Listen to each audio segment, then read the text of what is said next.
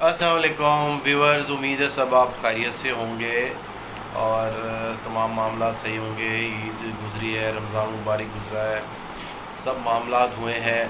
اور ملک کی صورتحال کی ہم گفتگو کرنا چاہیں گے۔ فلسطین کا معاملہ بھی چلتا رہا، بہت ظلم ہوا وہاں پر اور مسلم امہ خاموش رہی، اور کہنے تو اب سب کہہ رہے ہیں کہ بڑی کامیابی، جی سفارتی کامیابی ہے، پاکستانی سطح پر بھی کہا جا رہا ہے، OIC بھی کہہ رہی ہے کہ جی جنگ بندی ہوئی ہے۔ تو یہ کسی بھی طور پر جنگ بندی نہیں ہوئی ہے، جو یہ ان کو یاد رکھنا چاہیے۔ انہوں نے اپنی پوری کوشش کی اور آج سے پہلے بھی ہوتا رہا ہے، اب 70 سال سے زیادہ ہو چکے ہیں اسرائیل اور فلسطین کے تنازع پر، اور 50 سال سے زیادہ ہو چکے ہیں جب وہ اس پر مکمل طور پر قابض ہو چکا ہے۔ تو اسرائیل کرتا یہ ہے کہ ہر 2 سے 3 سال بعد وہ اس طرح فلسطین کے جو علاقے جو ان کے تسلط میں ہے، یہاں پر کچھ ان کا کنٹرول ہے، اگرچہ کہ وہ اوورال سارے پر ہی کنٹرول ہے، فلسطین کی خود سے تو فوج ہے ہی نہیں ہے، تو نہ یہ جنگ ہوتی ہے، تو وہ فلسطین اسرائیل یہ کرتا ہے کہ کچھ عرصے بعد 2 ڈھائی 3 سال بعد وہ ان کو زد و کوب کرنے کے لیے اپنا جو اسلحہ وہاں پر اس نے اکٹھا کر رکھا ہے، جو امریکہ سے اور جو دیگر ممالک سے، یورپی ممالک سے، وہ ان کے تجربات کرتا ہے، ان پر بمباری کرتا ہے، اور تنصیبات کوئی نہیں ہے، صرف رہائشی علاقے ہی ہے۔ ظاہر ہے وہ جو کمرشل عمارتیں ہیں یا جن سے کچھ اس کے معیشت چل سکتی ہے، معیشت، وہ ان کو تباہ و برباد کرتا ہے، اور جس میں شہری شہیدوں اس کی اس کو بالکل پرواہ نہیں ہوتی ہے۔ اس کا مقصد یہ ہوتا ہے کہ وہاں پر انسانی زندگی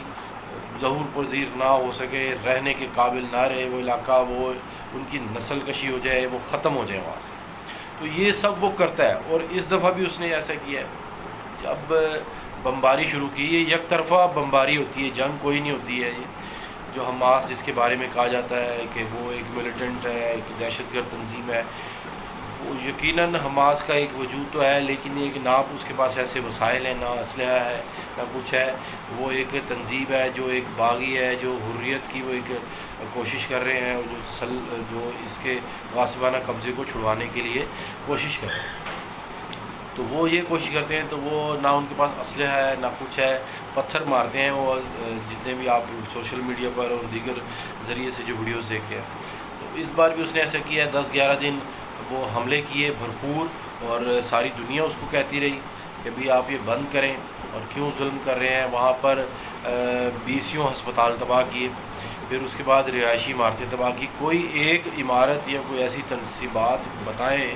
جہاں پر کوئی ملیٹنٹ ایکٹیویٹی ہو رہی ہو، یا جنگی اصول جو ہوتے ہیں کو دیکھا جائے، کوئی جنگی سامان تباہ کیا ہو، کوئی طیارے تباہ کیے ہوں، کوئی اسلحہ کے گودام وہاں پر انہوں نے تباہ کیے ہوں،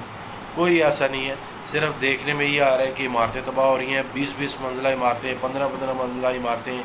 جو میڈیا ہاؤسز تھے، الجزیرہ کی ایک پوری بلڈنگ تباہ کر دی انہوں نے، جہاں پر ان کے میڈیا ہاؤسز تھے، اور اس کی باقاعدہ ویڈیو بنی، صرف آدھے گھنٹے کا ٹائم دیا، اس میں ان کو خالی کروایا، لیکن اس کے باوجود بھی جو اس کے جو ملبہ ہے، اور جو اس سے اس قدر وہاں پر تباہی ہوئی، اور اس کے علاوہ سینکڑوں عمارتیں تباہ ہوئی ہیں۔ بڑا ہی کم نقصان بتایا جا رہا ہے، اتنی عمارتیں جو تباہ ہوئی ہیں، تو اتنے ہی کم و بیش افراد بھی شہید ہوئے ہیں، ہمارا تو یہ کہنا ہے۔ تو یہ جنگ بندی نہیں ہے، انہوں نے اپنا جو کرنا تھا، جو مقاصد حاصل کرنے تھے وہ کر لیے، اور اپنا جسے کہتے ہیں کہ شوق پورا کر کے، پوری طرح اطمینان کر کے اس نے اب کہا ہے جی کہ اب ہم جنگ بندی کر رہے ہیں۔ ہمیشہ ایسے کرتے ہیں ہم، اور بعد میں پھر ظاہر ہے بے بس ہوتے ہیں، بے بس ہی اس کو کہیں گے، تو وہ کہتے ہیں کہ شکر ہے جی جنگ بندی ہوئی، جو وہ اس طرح خون ریزی قتل جو ہے بند ہوئے معصوم فلسطینیوں کے۔ تو یہ ہے، تو اس پر یقیناً مسلم امہ ہی کچھ کر سکتی ہے اگر وہ اکٹھے ہوں، اگرچہ کہ اس کا بہت مشکل لگتا ہے۔ تو پھر وہی جو قرآنی آیات ہے، جو اس کے بارے میں پیش گوئیاں ہیں جو قرآن میں بھی ہیں، کہ وہی ہونا ہے بصورت دیگر، تو وہ امہ کوئی اکٹھے ہوتے نظر نہیں آتی، کہ جو ظہور ہوگا امام مہدی کا اور دیگر معاملات ہوں گے، اس کے بعد ہی یہ اس خطے کو سکون ملے گا، اور یہاں پر انقلاب آئے گا، اور ان صہیونیوں سے، یہودیوں سے جو نجات ملے گی ان کے فتنے سے، ان کے صفاقی سے، ان کے قتل و غارت سے۔ تو بہت ہی وہ ظلم کیا ہے، لیکن ظلم اس پہ بڑا یہ ہے کہ ظلم پر ہم خاموش ہیں، پوری امہ خاموش ہے اور اس پر کچھ نہیں کیا۔ تو یہ سب کچھ ہوا جو ہم نے آپ کے ساتھ شیئر کرنا تھا، اور آئندہ بھی خدا نخواستہ وہ ایسا کر سکتا ہے۔ آپ نے یہ دیکھا کہ ان کا یہ کہنا ہے کہ بیت المقدس جو ہے وہ نام سے اس کا دعویٰ کرتے ہیں، وہ کہتے ہیں کہ یہاں پر نماز نہیں ہونی چاہیے، کیونکہ یہ متنازع علاقہ اس کو وہ کہتے ہیں، اپنے زیر تسلط کہتے ہیں، اور نماز جمعہ ہو رہی تھی اس سیز فائر کے بعد، اس وقت بھی انہوں نے وہاں پر شیلنگ کی۔ بہانہ یہ بنایا ہے کہ جی یہاں پر کچھ ایسے لوگ ہیں اور 45 سال سے عمر سے زیادہ لوگوں کو یہاں پر آنے کی اجازت نہیں ہے، نمازیوں کو۔ پر وہ اس طرح چلتا رہے معاملہ۔ اللہ کرے کہ مسلم امہ کو، حکمرانوں کو کوئی ہوش آئے، جس کا سرکردہ جس میں ترکی ہے، سعودی عرب ہے، وہ کچھ کرے۔ فورسز کی بات تو کی، لیکن یہ ساری باتیں ہی ہیں، فورس بنی ہوئی ہے 40 ممالک کی، وہ کیوں نہیں آئی؟ اگر صرف ایک دفعہ معاشی پابندیوں کا ہی کہہ دیتے کہ ہم آپ کے ساتھ بائیکاٹ کرتے ہیں، یہ نہیں تو کم از کم کہتے ہیں کہ ہم اپنے سفیر ہی بلا رہے ہیں، یا آپ کے سفیروں کو اپنے ملک سے نکال رہے ہیں۔ تمام خلیجی ممالک سفارتی تعلقات قائم کر رہے ہیں اسرائیل کے ساتھ، اور وہاں پر ان کے سفارت خانے موجود ہیں، وہ بند کروائے نہیں کروائے؟ تو پھر کس طرح کہتے ہیں جی کہ ہم اس کا بائیکاٹ کریں گے یا کوئی فورس بنا رہے ہیں؟ تو یہ بڑا جو ہے نا وہ دوغلی پالیسیاں ہیں سب کی۔